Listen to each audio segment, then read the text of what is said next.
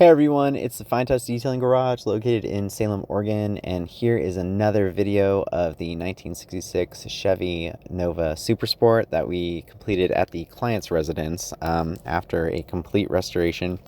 A lot behind this vehicle, but I really wanted to highlight the wet sanding process. This is just showing you the initial prep, making sure that while we are wet sanding, we're not getting the engine bay all dirty and gunked up, as this is a fully restored car.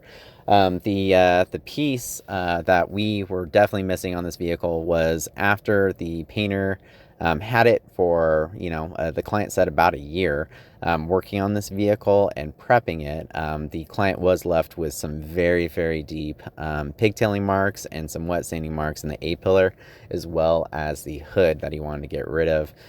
Definitely in the sun, it was extremely noticeable, especially how deep the pigtailing went into the clear coat. Thank goodness the clear coat was very, very deep in depth, so we were able to wet sand quite a bit of the surface off, leaving the client with still a solid amount of integrity left, so still solid base. And then we also ended up ceramic coating.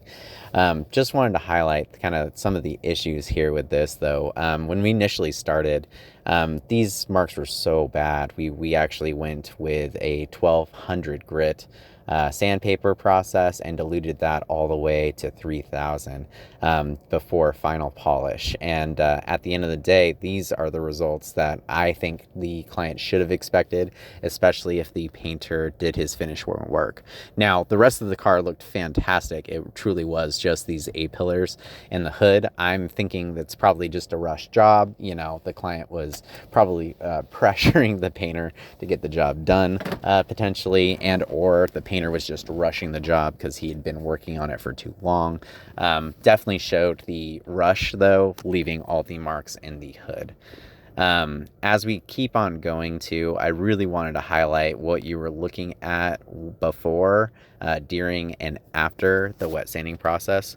So here in a second, you're going to see a couple still photos that are going to show you kind of what we were running against and during the process, what that looked like. But here was the finished process at the end. The client was ecstatic and very, very happy.